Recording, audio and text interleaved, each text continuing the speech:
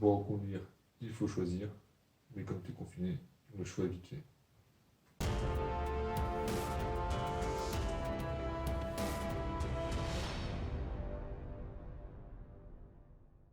Hello les loups, bienvenue dans Partyard. Aujourd'hui je suis tout seul. Je suis, comme vous, je suis confiné. Tu veux organiser une soirée jeu et tu ne veux pas jouer sur tablette. J'ai pour toi la solution pour organiser ta soirée jeu à distance. Nous allons voir en exemple 4 jeux pour pouvoir jouer chacun chez soi tout en gardant un lien grâce à une application de type FaceTime ou Skype. Nous allons aller du plus simple à adapter au plus compliqué. Nous allons faire Perudo, Welcome to your Perfect Home, Dominion et enfin King Domino. Pour Perudo, c'est facile, on va adapter le jeu avec le matériel que chacun a chez soi. Vous prenez des dés, t'es un gamer, t'as des dés, donc commence pas à m'énerver, tu prends tes dés. Tu prends un gobelet. Là on est typiquement dans le petit jeu d'apéro, donc facile, tranquille, tu prends ta petite boisson.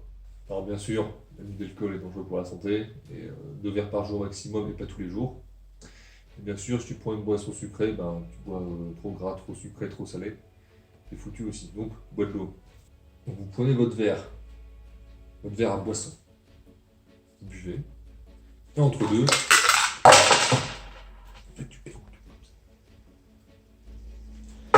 si tu as envie de mettre ta main ou si tu n'as pas de gobelet, tu peux utiliser un cache de type jeu de rôle. Pour rappel, le Perudo est un jeu d'enchères et de bluff qui se base sur le nombre de dés total, sachant qu'on a une information seulement partielle.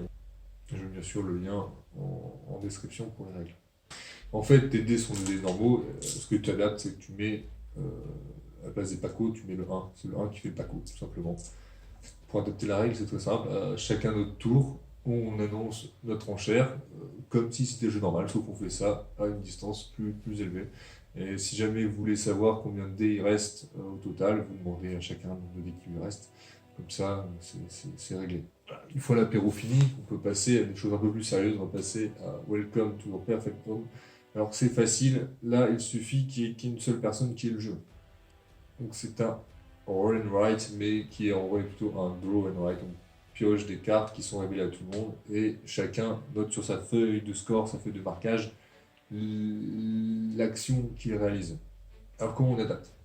La personne qui a le jeu va faire, entre guillemets, maître du jeu. C'est la personne qui va à chaque tour retourner les cartes pour dire quelles sont les actions disponibles. Et ensuite, chacun chez soi notera au crayon sur sa feuille de marquage. Et vous allez me dire, oui, mais on n'a pas de feuille de marquage. Je mets en description le lien pour le site de l'éditeur Blue Cocker qui met en ligne des fiches à imprimer. Et si tu n'as pas d'imprimante, bah, tu fais comme ton attestation pour sortir, tu recopies à la main. Et ce genre de jeu marche très bien car on est chacun chez soi, on fait notre petit marquage chez soi et on n'a pas vraiment d'interaction avec les autres. On ne va pas attaquer quelqu'un, donc ce qui fait que c'est plus facile de jouer chacun chez soi. Et il faut voir avec d'autres roll and write ce qui est possible de faire. Il y a certainement d'autres exemples que vous avez chez vous, vous pouvez adapter de la même manière. Ensuite, nous allons passer à Dominion. Dominion, alors on avait fait un party art déjà dessus, je mets le petit lien dans les suggestions. Dominion, un jeu de deck building, le premier jeu de deck building. Chaque lieu de jeu devra avoir son propre jeu. Là, si on joue à 2 ici et 2 de l'autre côté, il faudra donc 2 jeux. Et si on est à chacun un dans 3 maisons différentes, il faudra 3 jeux. C'est ça l'inconvénient par rapport aux autres jeux qu'on a vus avant. Donc Perudo, on peut l'adapter avec vraiment ce qu'on a déjà chez soi. Et Welcome to, on a besoin que d'une seule personne qui ait vraiment le jeu. Là, il faut un jeu par lieu de jeu. Toutes les cartes qu'on peut choisir sont au milieu, étalées devant tout le monde, elles sont les mêmes pour tout le monde. Pour l'adapter, on prend chacun notre petit deck qu'on va faire au fur et à mesure. Et quand quelqu'un qui n'est pas chez soi prend une carte dans la non-rivière du milieu, on la retire, on la met en dehors du jeu. Comme ça, on sait exactement où on en est dans le stock de cartes qui reste. Ce qui est important notamment pour déterminer quand se termine la partie. Et le quatrième jeu, le plus compliqué entre guillemets à mettre en place, on est sur du King Domino.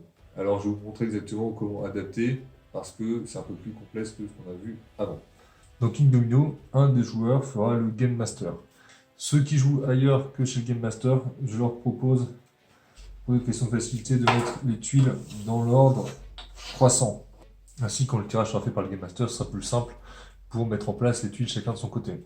Alors comment on adapte? Le Game Master annonce les tuiles qu'il met. On va dire alors 10, 18, 20, 46. Ceux de l'autre côté de l'écran sortent les mêmes tuiles. Et à partir de là, vous avez vite compris la suite. Chacun met son petit bonhomme, son ordre de sélection. Et on fera pareil. À chaque tour, le Game Master ressortira d'autres tuiles. On va dire 12, 21, 39, 47. Les joueurs de l'autre côté font la même chose. Et on est reparti dans l'ordre de sélection. Donc chacun fait chez soi son petit royaume. Pour savoir où en sont les autres joueurs, je conseille de demander effectivement régulièrement de montrer où en sont le royaume des autres. J'espère que cette vidéo vous a plu. Si c'est le cas, abonnez-vous, mettez un pouce bleu et surtout mangez un sandwich à la 40.